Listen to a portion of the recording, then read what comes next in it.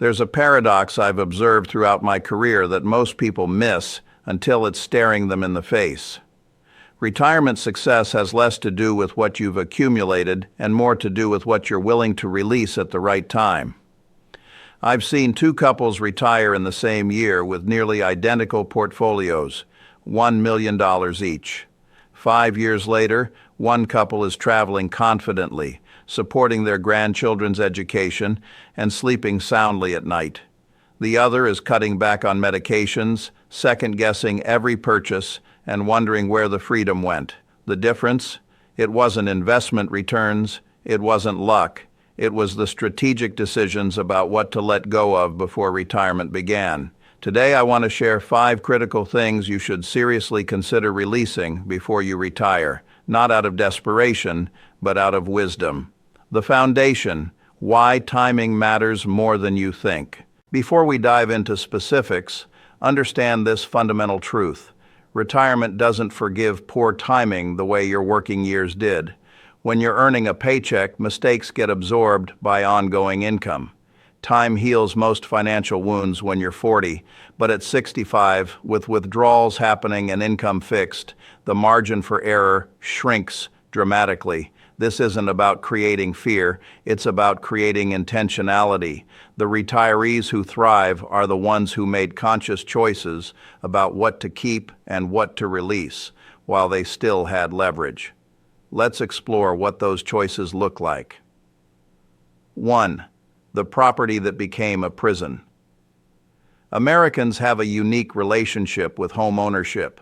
For generations, the family home represented the pinnacle of the American dream: stability, success, a tangible legacy. I understand that emotional connection deeply, but emotion and financial wisdom don't always align. Here's what I've witnessed repeatedly. People retire into homes that made perfect sense 15 years ago but have become financial and physical burdens today. 4 bedrooms for 2 people, yards that require constant maintenance, staircases that will eventually become obstacles, property taxes that climb year after year. Consider this real scenario.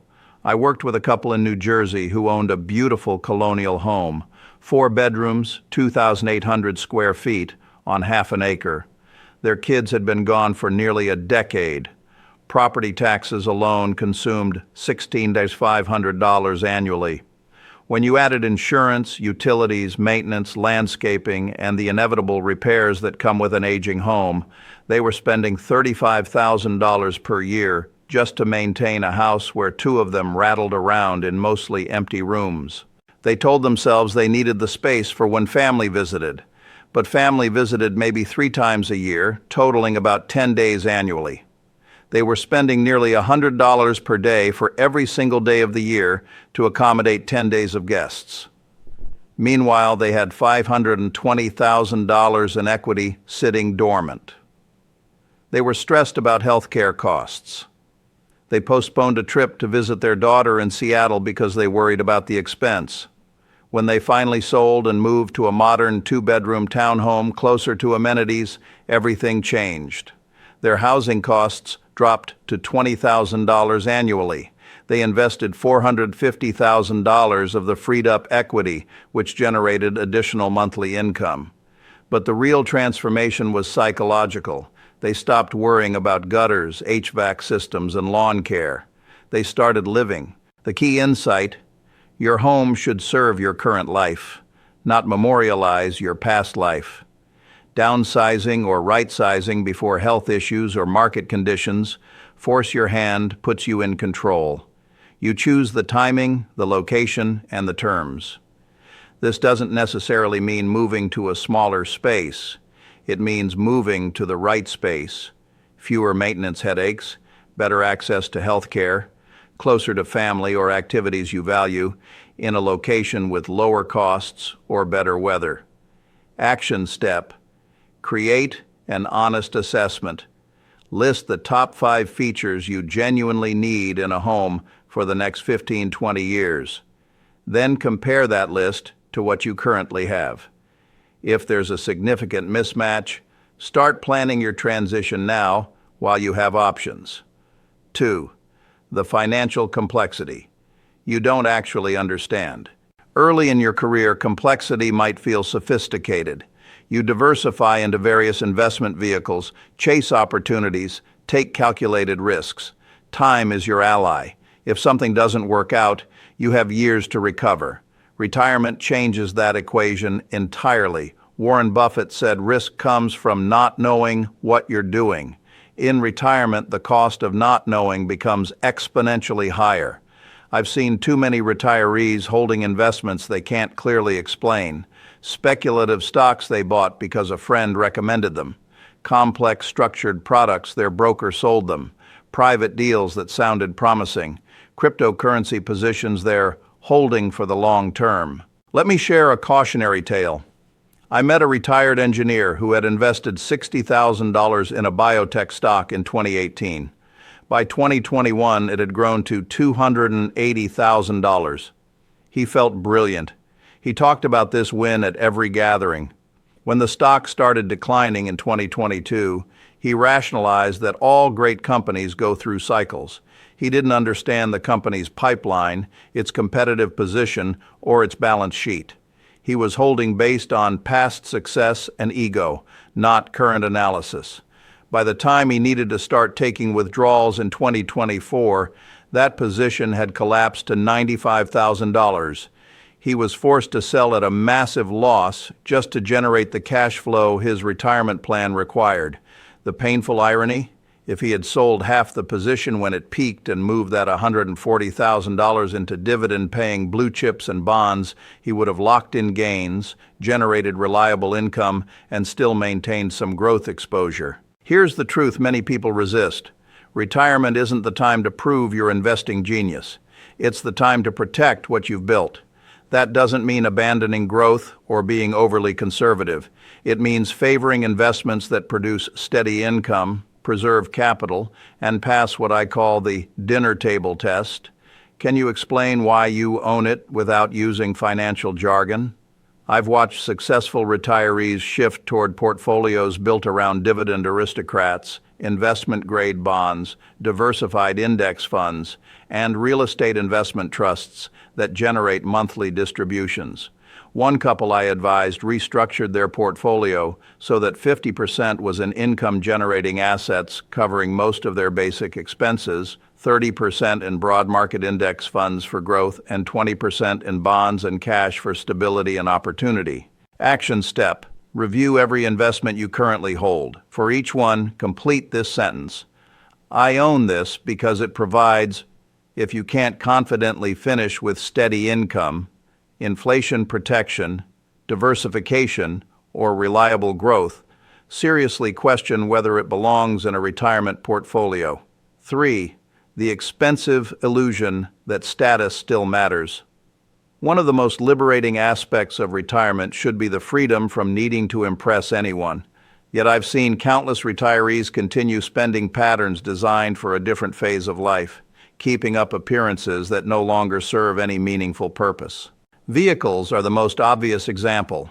A couple I knew maintained 2 luxury cars with combined payments, insurance, and maintenance totaling $1,150 monthly. In retirement, they discovered they almost never drove separately. One car sat unused for weeks at a time.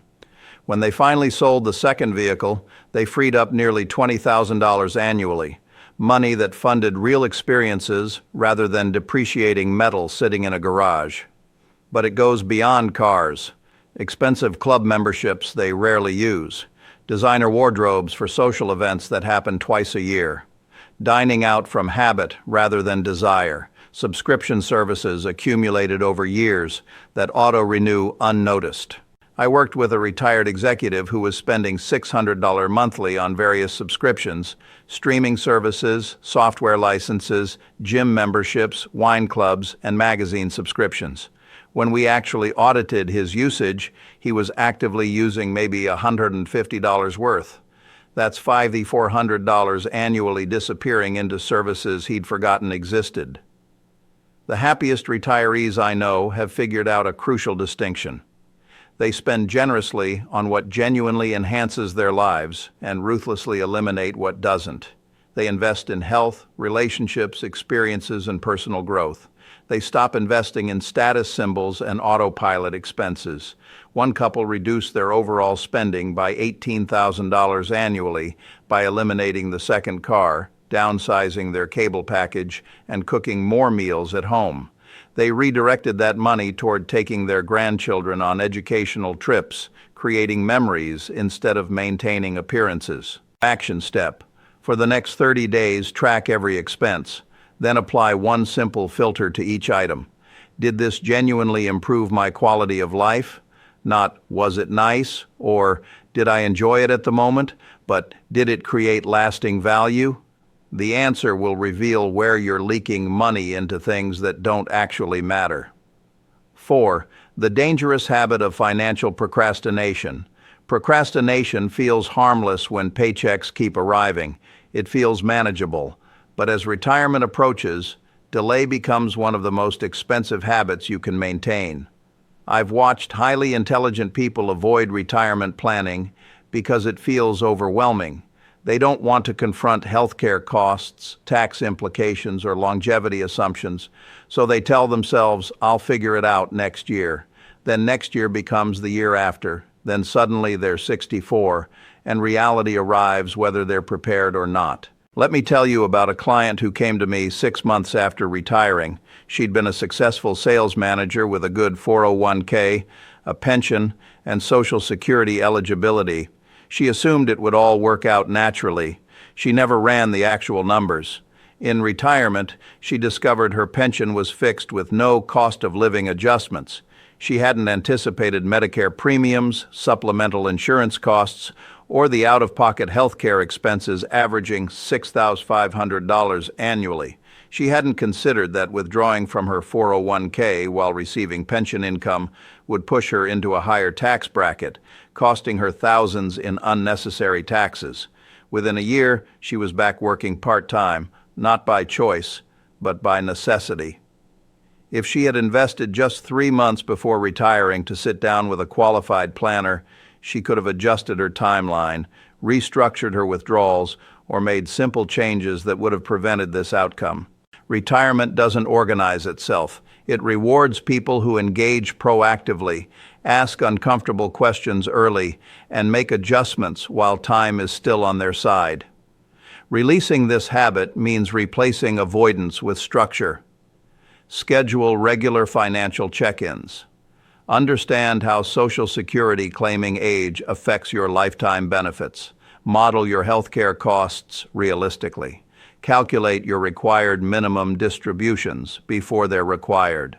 Stress test your plan against inflation, market downturns, and unexpected expenses.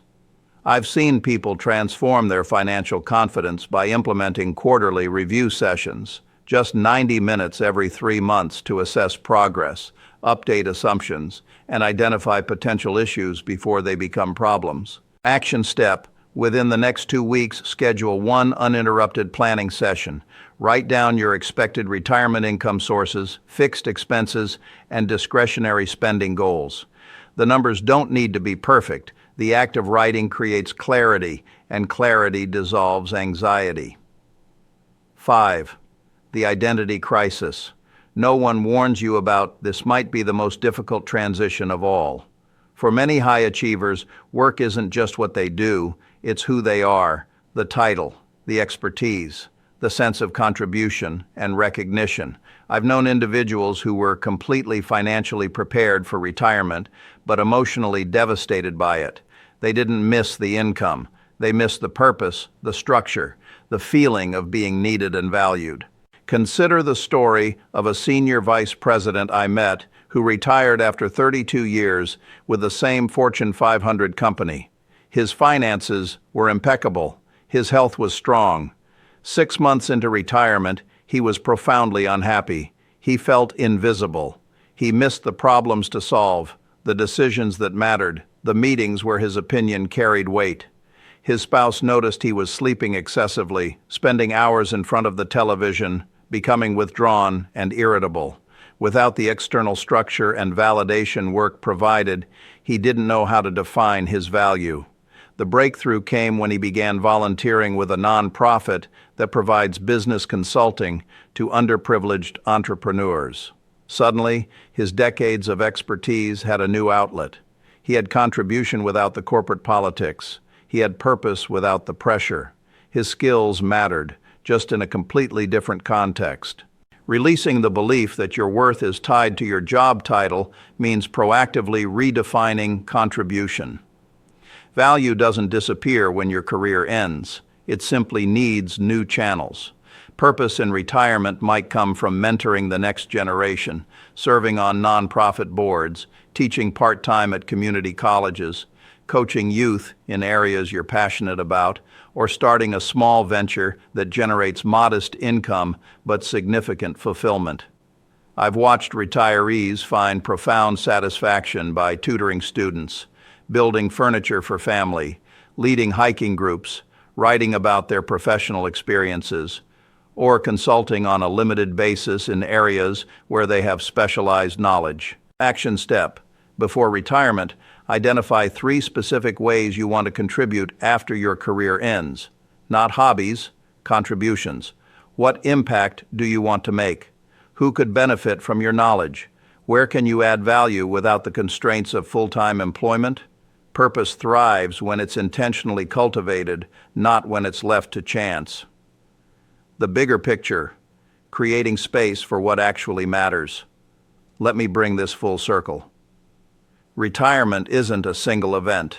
It's the culmination of hundreds of strategic decisions made in the years leading up to it.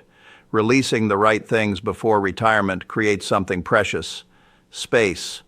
Financial space to absorb unexpected costs. Emotional space to discover new passions. Mental space to enjoy what you worked decades to build. The common thread through all 5 areas is intentionality. The retirees who thrive aren't necessarily the wealthiest. They're the ones who let go of what no longer served them while they still had the power to choose. They sold the oversized house before health issues forced a rushed sale. They simplified their investments before market crashes exposed the risks they didn't understand. They eliminated wasteful spending before fixed income made every dollar count. They planned proactively instead of procrastinating until options disappeared. They built new sources of purpose before the old ones vanished. This is wisdom, not sacrifice. It's releasing weight so you can move freely. It's choosing what matters by letting go of what doesn't. I've always believed the best decisions are made calmly, long before pressure and urgency arrive. Retirement is no different. Start now. Make the thoughtful choices while you still have time, clarity, and options. Your future self, the one living in retirement, will thank you for the space, freedom, and peace you created by knowing what to release and when to let go. Which of these resonates most with your current situation? Where do you need to start releasing what no longer serves you? The answers to these questions might be the most valuable investment decisions you make.